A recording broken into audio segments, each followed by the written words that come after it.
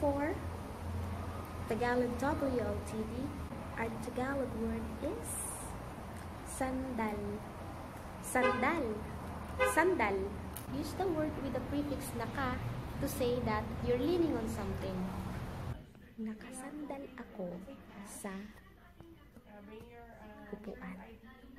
Nakasandal ako sa upuan. Hindi ako nakasandal sa upuan. Nakasandal ako sa upuan. Nakasandal si Pudra sa silya.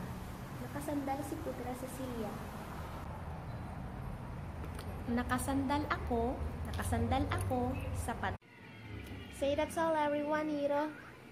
That's all everyone. That's all everyone.